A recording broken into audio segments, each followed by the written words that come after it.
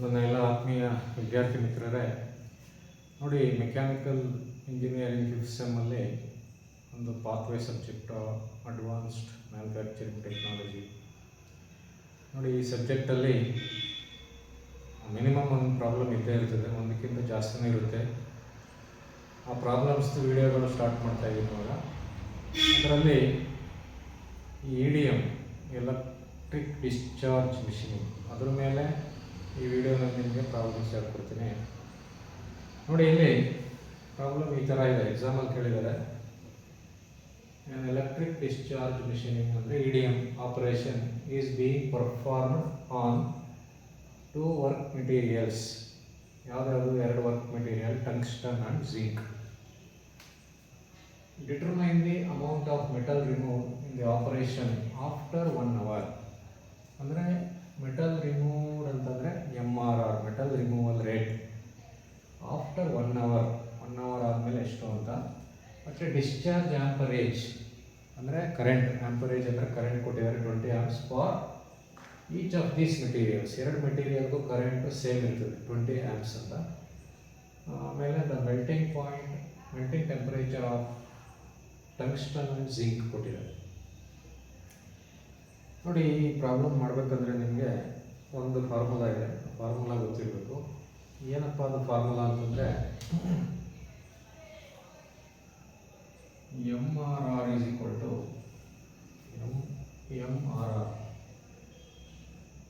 MRR ಅಂದರೆ metal removal rate is equal to KI divided by TM to the power 1.23. MRRಗೆ formula EDM ಅಲ್ಲಿ, electric discharge machining ಆಪರೇಷನಲ್ಲಿ metal removal rate ಕಂಡುಹಿಡಿಬೇಕಂದ್ರೆ formula MRR is equal to KI divided by TM to the power 1.23. ಇಲ್ಲಿ MRR ಅಂದರೆ metal removal rate. MRR ಅಂದರೆ metal removal rate. ಇದು unit ಬರೀತೀನಿ ಆಮೇಲೆ, ಆಯಿತಾ. K ಅಂದರೆ ಇದು ಕಾನ್ಸ್ಟೆಂಟ್, ಇದ್ರ ವ್ಯಾಲ್ಯೂ 2 ವ್ಯಾಲ್ಯೂ ಇದೆ. ಒಂದು K = 664 ಆಗಬೇಕು. ಯಾವಾಗ ಅಂತಂದರೆ ಮೆಲ್ಟಿಂಗ್ ಪಾಯಿಂಟ್ ಟೆಂಪರೇಚರ್ TM ಇದೆಯಲ್ಲ, ಅದು ಡಿಗ್ರಿ ಸೆಂಟಿಗ್ರೇಡಲ್ಲಿ ಇದ್ದಾಗ. K ವ್ಯಾಲ್ಯೂ 664 ಯಾವಾಗಪ್ಪ ಅಂದರೆ TM ವ್ಯಾಲ್ಯೂ ಕೊಟ್ಟಿರ್ತಾರಲ್ಲ, ಅದು ಡಿಗ್ರಿ ಸೆಂಟಿಗ್ರೇಡಲ್ಲಿ ಕೊಟ್ಟಿದ್ರೆ Kಗೆ 664 ಹಾಕಬೇಕು. K ವ್ಯಾಲ್ಯೂ 5.08 ಹಾಕಬೇಕು. ಯಾವಾಗ ಅಂತಂದರೆ when TM is given degree Fahrenheit, degree F ಅಲ್ಲಿ ಕೊಟ್ಟಿದ್ರೆ, ಫ್ಯಾರನ್ಹೈಟ್ ಅಂತ ಡಿಗ್ರಿ F ಅಂದರೆ, ಆಯಿತಾ. K ವ್ಯಾಲ್ಯೂ ನೋಡಿ ಎರಡಕ್ಕೂ ಕೊಟ್ಟಿದ್ದೀನಿ ನಿಮಗೆ. TM ಅಂದರೆ ಮೆಲ್ಟಿಂಗ್ ಪಾಯಿಂಟ್ ಟೆಂಪರೇಚರ್. TM ಅಂದರೆ ಮೆಲ್ಟಿಂಗ್ ಪಾಯಿಂಟ್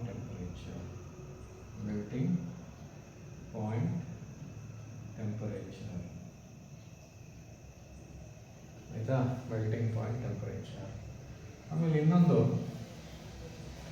MRR ಇದೆಯಲ್ಲ ನೋಡಿ, MRR ಏನಾಗುತ್ತೆ, ಸಪೋಸ್ ನಿಮ್ಗೆ ಏನಾದರೂ TM ಡಿಗ್ರಿ ಸೆಂಟಿಗ್ರೇಡಲ್ಲಿ ಕೊಟ್ಟಿದೆ,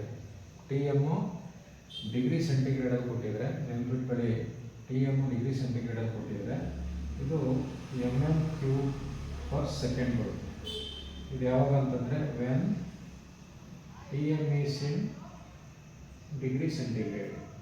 TM ಡಿಗ್ರಿ ಸೆಂಟಿಗ್ರೇಡಲ್ಲಿ ಇದ್ದಾಗ ಮೆಟಲ್ ರಿಮೂವಲ್ ರೇಟ್ದು ಯೂನಿಟ್ ಬಂದು mm³/s. ಸಪೋಸ್ ಇನ್ನೊಂದಿದೆ ಇಂಚ್ ಕ್ಯೂಬ್ ಪರ್ ಮಿನಿಟ್. ಯಾವಾಗ ಅಂತಂದರೆ when TM is in degree Fahrenheit. ಅದು ತುಂಬ ಇಂಪಾರ್ಟೆಂಟ್. ಇದು ಯೂನಿಟ್ ನೀವು ಸರಿ ನೆನ್ಪಿಟ್ಕೊಂಡಿಲ್ಲ ಅಂದರೆ ಪ್ರಾಬ್ಲಮ್ ಮಾಡೋಕ್ಕಾಗಲ್ಲ. ಈ ಪ್ರಾಬ್ಲಮ್ಗೆ ಆನ್ಸರ್ ಕಂಡುಹಿಡಿಬೇಕಂದ್ರೆ ನಿಮಗೆ ಇಷ್ಟು ಗೊತ್ತಿರಬೇಕು, ಆಯಿತಾ. ಆಮೇಲೆ I ಅಂದರೆ ಬರೀಲಿಲ್ಲ. I ಅಂದರೆ ಕರೆಂಟ್, I ಅಂದರೆ current in ampere or amps ಅಥವಾ ಆ್ಯಂಪೇರ್. ನೋಡಿ, ಎಲೆಕ್ಟ್ರಿಕ್ ಡಿಸ್ಚಾರ್ಜ್ ಮಿಷಿನಿಂಗಲ್ಲಿ ಮೆಟಲ್ ರಿಮೂವಲ್ ರೇಟ್ ಕಂಡುಹಿಡಿಬೇಕಂದ್ರೆ ಈ ಫಾರ್ಮುಲಾ ಯೂಸ್ ಮಾಡ್ತೀವಿ. ನೋಡಿ, ಫಾರ್ಮುಲಾ ಇದು 10 ಮಾರ್ಕ್ಸ್ ಕೊಡ್ತಾರೆ, ಫಾರ್ಮುಲಾಗೆ 2 ಮಾರ್ಕ್ಸ್, 2 ಮಾರ್ಕ್ಸ್, ಫಾರ್ಮುಲಾಗೆ 2 ಮಾರ್ಕ್ಸ್. ನೋಡಿ MRR is equal to KI divided by TM to the power 1.23. K ಅಂದರೆ ನೋಡಿ MRR ಅಂದರೆ ಮೆಟಲ್ ರಿಮೂವಲ್ ರೇಟ್. ಇದಕ್ಕೆ 2 ಯೂನಿಟ್ ಇದೆ. ಒಂದು mm³/s. ಯಾವಾಗ ಅಂದರೆ ನಿಮಗೆ TM ಮೆಲ್ಟಿಂಗ್ ಪಾಯಿಂಟ್ ಟೆಂಪರೇಚರ್ ಏನಾದರೂ ಡಿಗ್ರಿ ಸೆಂಟಿಗ್ರೇಡಲ್ಲಿ ಕೊಟ್ಟಿದ್ದಾರೆ. ಏನಾದರೂ ಇನ್ನೊಂದು ಯೂನಿಟ್ ಇದೆ ಇಂಚ್ ಕ್ಯೂಬ್ ಪರ್ ಮಿನಿಟ್. ಯಾವಾಗ ಅಂದರೆ TM degree Fahrenheit, degree F ಅಂತ ಕೊಟ್ಟಿದ್ದಾರೆ. ಆಮೇಲೆ ಕೆ ವ್ಯಾಲ್ಯೂ ನೋಡಿ, ಕೆ ಅಂದರೆ ಕಾನ್ಸ್ಟೆಂಟ್, ಇದಕ್ಕೂ 2 ವ್ಯಾಲ್ಯೂ ಇದೆ. ಒಂದು 664 ಯಾವಾಗ ಹಾಕ್ಬೇಕಂದ್ರೆ TMನ ಡಿಗ್ರಿ ಸೆಂಟಿಗ್ರೇಡಲ್ಲಿ ಕೊಟ್ಟಿದ್ರೆ ಹಾಕ್ಬೇಕು. 5.08 ಯಾವಾಗ ಹಾಕಬೇಕು, ಡಿಗ್ರಿ ಫ್ಯಾರನೈಟಲ್ಲಿ ಕೊಟ್ಟಿದ್ರೆ ಹಾಕಬೇಕು. ಆಮೇಲೆ TM ಅಂದರೆ ಮೆಲ್ಟಿಂಗ್ ಪಾಯಿಂಟ್ ಟೆಂಪರೇಚರು, ಇದು ನಿಮಗೆ ಇಲ್ಲ ಡಿಗ್ರಿ ಸೆಂಟಿಗ್ರೇಡಲ್ಲಿ ಕೊಡ್ತಾರೆ, ಇಲ್ಲಾಂದರೆ ಡಿಗ್ರಿ ಫ್ಯಾರನೈಟಲ್ಲಿ ಕೊಡ್ತಾರೆ. I ಅಂದರೆ ಕರೆಂಟು ಆ್ಯಮ್ಸಲ್ಲಿ ಕೊಡ್ತಾರೆ. ಆಯಿತಾ ನೋಡಿ, ಇಷ್ಟು ಗೊತ್ತಿದ್ರೆ ನೀವು ಈ ಪ್ರಾಬ್ಲಮ್ ಮಾಡೋಕ್ಬೋದು. 10 ನಂಬರು ಆರಾಮಲ್ಲಿ ತಗೋಬೋದು, ತುಂಬ ಈಸಿ. ಆಯಿತಾ, ಈಗ ಈ ಪ್ರಾಬ್ಲಮ್ ಬರೋಣ. ಅಂದರೆ ಅದು ಗೊತ್ತಾಗಿದೆ ಅಂತ ಇಷ್ಟು ಗೊತ್ತಿರಬೇಕು. ಈಗ ಪ್ರಾಬ್ಲಮ್ ಬರ್ತೀನಿ ನೋಡಿ. An electric discharge machining operation is being performed on 2 materials. ಇಲ್ಲಿ 2 ಮೆಟೀರಿಯಲ್ ಇದೆ, ಒಂದು ಟಂಗ್ಸ್ಟನ್ ಮತ್ತು ಇನ್ನೊಂದು ಜಿಂಕ್. ನೋಡಿ, ಟಂಗ್ಸ್ಟನ್ ಅಂತ ಬರ್ಕೊತೀನಿ ಈ ಕಡೆ, ಟಂಗ್ಸ್ಟನ್ ಮತ್ತು ಈ ಕಡೆ ಜಿಂಕ್. ಎರಡಕ್ಕೂ ಕಂಡುಹಿಡಿಯೋಕೆ ಹೇಳಿದೆ ಜಿಂಕ್. ಆಯಿತಾ, determine the amount of metal removal. ನೋಡಿ, ಇದಕ್ಕೆ ಮೆಟಲ್ ರಿಮೂವಲ್ ರೇಟ್ ಕಂಡುಹಿಡಿಬೇಕು. ಆಯಿತಾ, ಆಫ್ಟರ್ 1 hour, ಅದಿರಲಿ 1 hour ಆಮೇಲೆ ಬರುತ್ತೆ ನೋಡೋಣ. ಬಟ್ ಡಿಸ್ಚಾರ್ಜ್ ಆ್ಯಂಪರೇಜ್ ಅಂತಂದರೆ ಐ ಕೊಟ್ಟಿದ್ದಾರೆ, ಆ್ಯಂಪರೇಜ್ ಕೊಟ್ಟಿದ್ದಾರೆ ಅಂದರೆ ಐ ಎಷ್ಟು ಕೊಟ್ಟಿದ್ದಾರೆ, 20 amps ಅಂತ ಕೊಟ್ಟಿದ್ದಾರೆ. ಎರಡಕ್ಕೂ ಅಷ್ಟೇ ಅಂತ ಕೊಟ್ಟಿದ್ದಾರೆ, 20 amps ಫಾರ್ ಬೋತ್ ಅಂತ. ಫಸ್ಟು ಟಂಗ್ಸ್ಟನ್ ಮುಗಿಸ್ಬಿಡೋಣ, ಆಮೇಲೆ ಅಲ್ಲಿಗೆ ಬರೋಣ. Each of this material the melting temperature of tungsten and zinc. ನೋಡಿ, ಟಂಗ್ಸ್ಟನ್ ಕೊಟ್ಟಿದ್ದಾರೆ, ಜಿಂಕು ಕೊಟ್ಟಿದ್ದಾರೆ. ಟಂಗ್ಸ್ಟನ್ದು ಮೆಲ್ಟಿಂಗ್ ಪಾಯಿಂಟ್ ಎಷ್ಟು ಕೊಟ್ಟಿದ್ದಾರೆ ನೋಡಿ, TM is equal to, tungsten ಬರೀತಾ ಇದ್ದೀನಿ, 6170 ಡಿಗ್ರಿ ಫ್ಯಾರನೈಟ್, ಅಂದರೆ ಡಿಗ್ರಿ F ಅಲ್ಲಿ ಕೊಟ್ಟಿದ್ದಾರೆ. ಇದು ಜಿಂಕ್ಗೆ ಆಮೇಲೆ ಬರೋಣ, ಫಸ್ಟು ಟಂಗ್ಸ್ಟನ್ ಮುಗಿಸ್ಬಿಡ್ತೀನಿ. ಆಯಿತಾ, ಈಗ ನೋಡಿ ಇಷ್ಟು ಡಾಟಾ ಕೊಟ್ಟಿದ್ದಾರೆ. ಈಗ ನಿಮಗೆ MRR ಕಂಡುಹಿಡಿಬೇಕಂತಂದರೆ ಫಾರ್ಮುಲಾ ಏನಪ್ಪ, MRR is equal to KI divided by TM to the power 1.23.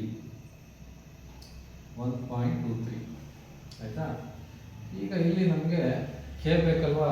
ನಿಮ್ಗೆ ಆಲ್ರೆಡಿ ಹೇಳಿದ್ದೀನಿ, ನಿಮ್ಗೇನಾದ್ರೂ melting point temperature degree Fahrenheit ಕೊಟ್ಟಿದ್ರೆ ನೀವು ಕೆ ವ್ಯಾಲ್ಯೂನ 5.08 ತಗೋಬೇಕು. ನೋಡಿ, ಇಲ್ಲಿದೆ ಡಿಗ್ರಿ ಫ್ಯಾರನೈಟಲ್ಲಿ ಕೊಟ್ಟಿದ್ರೆ ಕೆ ವ್ಯಾಲ್ಯೂ 5.08 ತಗೋಬೇಕು. ಈಗ ಇಲ್ಲಿ ಕೆ ಇಸ್ ಈಕ್ವಲ್ ಟು ಬಂದ್ಬಿಡ್ತೀನಿ 5.08. ಸರಿನಾ? ನೋಡಿ, 5.08 ಯಾಕೆ ತಗೋತಾ ಇದ್ದೀನಿ ಅಂದರೆ ಕೆಗೆ 2 ವ್ಯಾಲ್ಯೂ ಇದೆ, ಒಂದು 664, ಇನ್ನೊಂದು 5.08.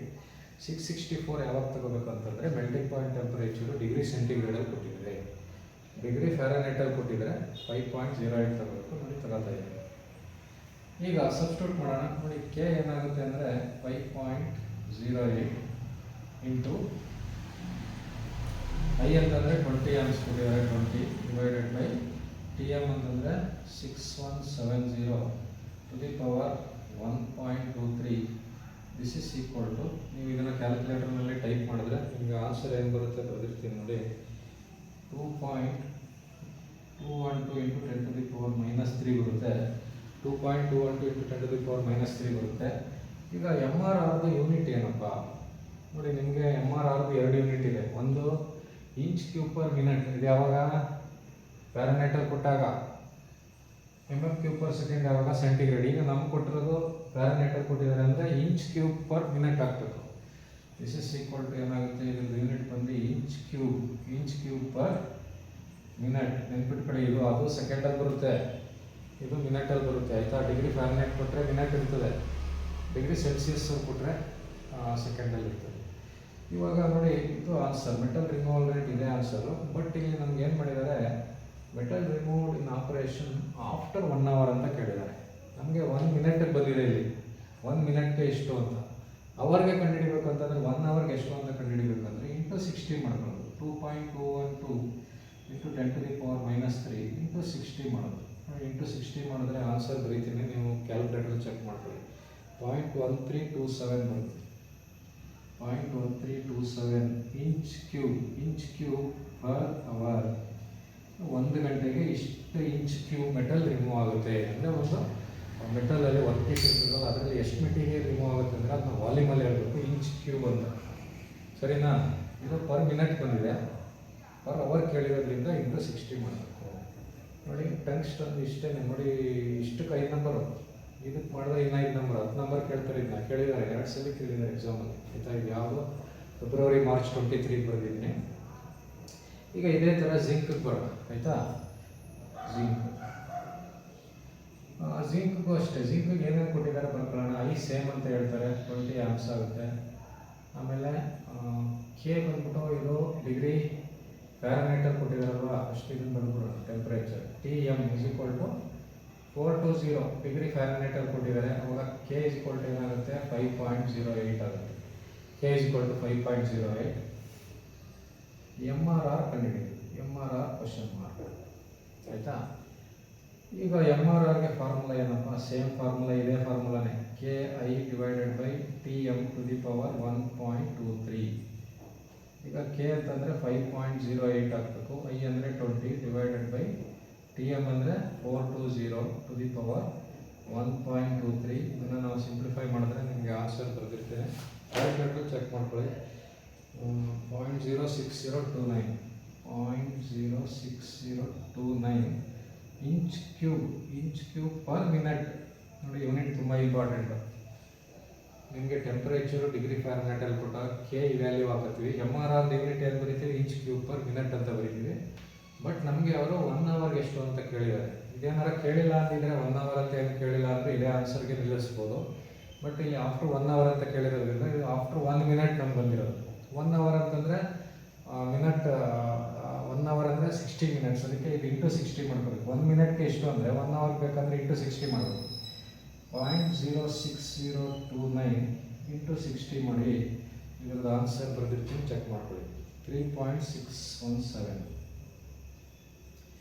Inch cube per hour. ನೋಡಿ ಇಷ್ಟೇ. ನಿಮಗೆ 10 ಮಾರ್ಕ್ಸ್ ಪ್ರಾಬ್ಲಮ್ಸ್ ತುಂಬ ಈಸಿ ಇರ್ತವೆ, ಕೊಡ್ತಾರೆ 10 ಮಾರ್ಕ್ಸು. ನೋಡಿ ತುಂಬ ಈಸಿ. ಈ ಫಾರ್ಮುಲಾ ಕಲ್ತ್ಕೊಂಡ್ರೆ ಸಾಕು, ನಿಮಗೆ 10 ನಂಬರ್ ಬಂದಂಗೆ ಲೆಕ್ಕ. ಯಾಕಂದರೆ ಕೇಳ್ತಾರೆ, ಇದೇ ಕೇಳೋದು ಜಾಸ್ತಿ ಇಡಿ ಅಂದರೆ. ಆಯಿತಾ? ನೋಡಿ ಇದು ನಿಮಗೆ ಅರ್ಥ ಆಗಿದೆ ಅಂದ್ಕೊಂಡಿದ್ದೇನೆ. ಮೆಟಲ್ ರಿಮೂವಲ್ ರೇಟ್ಗೆ ಇನ್ನೊಂದ್ಸಲಿ ಹೇಳ್ತೀನಿ ನೋಡಿ. ಮೆಟಲ್ ರಿಮೂವಲ್ ರೇಟ್ಗೆ EDM ಪ್ರಾಸೆಸ್ಸಲ್ಲಿ ಫಾರ್ಮುಲಾ KI/Tm⁻1.23. ಇಲ್ಲಿ ನಿಮಗೆ ನೋಡಿ ಇದೆಲ್ಲ ನೆನಪಿಟ್ಕೊಬೇಕು. MRR 2 ಯೂನಿಟಲ್ಲಿ ಬರುತ್ತೆ. ಒಂದು mm³/s ಯಾವಾಗ ಅಂದರೆ ಮೆಲ್ಟಿಂಗ್ ಪಾಯಿಂಟ್ ಟೆಂಪರೇಚರ್ನ ಡಿಗ್ರಿ ಸೆಲ್ಸಿಯಸ್ಸಲ್ಲಿ ಕೊಟ್ಟಿದ್ದಾರೆ. Inch cube per minute. ನೋಡಿ ಇದು ಸೆಕೆಂಡು, ಇದು ಮಿನಿಟ್. ಕನ್ಫ್ಯೂಸ್ ಮಾಡ್ಕೊಬೇಡಿ, ತುಂಬ ಇಂಪಾರ್ಟೆಂಟು. ಏನು ಕನ್ಫ್ಯೂಷನ್ ಮಾಡ್ಕೊಬೇಡಿ, ನೋಡ್ಕೊಳ್ಳಿ. ನಿಮ್ಗೆ ಎರಡೇ ಕೊಡೋದು, ಇಲ್ಲ ಡಿಗ್ರಿ ಫ್ಯಾರನೈಟ್ ಕೊಡ್ತಾರೆ, ಇಲ್ಲಾಂದರೆ ಡಿಗ್ರಿ ಸೆಂಟಿಗ್ರೇಡಲ್ಲಿ ಕೊಡ್ತಾರೆ. ಆಯಿತಾ? ಆಮೇಲೆ ಕೇನು ಅಷ್ಟೇ, 2 ವ್ಯಾಲ್ಯೂ ಇದೆ. 664 5.08. 664 ಯಾವಾಗ ಹಾಕಬೇಕು ಅಂದರೆ ಮೆಲ್ಟಿಂಗ್ ಪಾಯಿಂಟ್ ಟೆಂಪರೇಚರು ಡಿಗ್ರಿ ಸೆಲ್ಸಿಯಸ್ಸಲ್ಲಿ ಕೊಟ್ಟಾಗ, ಡಿಗ್ರಿ ಫ್ಯಾರನೈಟಲ್ಲಿ ಕೊಟ್ಟಾಗ 5.08 ಹಾಕೋದು. ಐ ಏನೂ ಇಲ್ಲ, ಐ ಆ್ಯಪ್ಸಲ್ಲೇ ಇರ್ತದೆ. ಸರಿನಾ? ನೋಡಿ ಇದನ್ನು ಲೆಕ್ಕ ಮಾಡಿದ್ದೀನಿ. ಇದಕ್ಕೆ ಇದು ಆನ್ಸರು, ಇದಕ್ಕೆ ಇದು ಆನ್ಸರು. 10 ನಂಬರ್ ನೋಡಿ ಇಷ್ಟೇ, ಏನೂ ಇಲ್ಲ. ಇದು ಮಾಡಿದ್ರೆ ಇದು ಬಂದ್ಬಿಡ್ತದೆ ಆರಾಮಾಗಿ. ಒಂದು ವ್ಯಾಲ್ಯೂ ಚೇಂಜ್ ಅಷ್ಟೇ, ಯಾವುದು TM ಮುಂದೆ ಚೇಂಜ್, ಎಲ್ಲ ಸೇಮ್ ಇರುತ್ತೆ. ಸರಿನಾ? ನೋಡಿ ನಿಮಗೆ ಈ ಪ್ರಾಬ್ಲಮ್ ಅರ್ಥ ಆಗಿದೆ ಅಂದ್ಕೊಂಡಿದ್ದೀನಿ. ನನ್ನ ಈ ಪ್ರಾಬ್ಲಮ್ ನಿಮಗೆಲ್ಲ ಅರ್ಥ ಆಗಿದ್ರೆ, ನಾನು ಹೇಳ್ಕೊಡ್ತಾ ಇರೋ ಪಾಠ ನಿಮ್ಗೆ ಅರ್ಥ ಆಗ್ತಾಯಿದ್ರೆ ನನ್ನ ವೀಡಿಯೋನ ನಿಮ್ಮ ಫ್ರೆಂಡ್ಸ್ಗೆಲ್ಲ ಶೇರ್ ಮಾಡಿ, ನನ್ನ ಚಾನಲ್ ಸಬ್ಸ್ಕ್ರೈಬ್ ಮಾಡಿ ಅಂತ ಕೇಳ್ತಾ ಕ್ಲಾಸ್ ಮುಗಿಸೋಣ. ನೆಕ್ಸ್ಟ್ ವೀಡಿಯೋನಲ್ಲಿ ಇನ್ನೊಂದು ಪ್ರಾಬ್ಲಮ್ ಕಂಟಿನ್ಯೂ ಮಾಡಿ.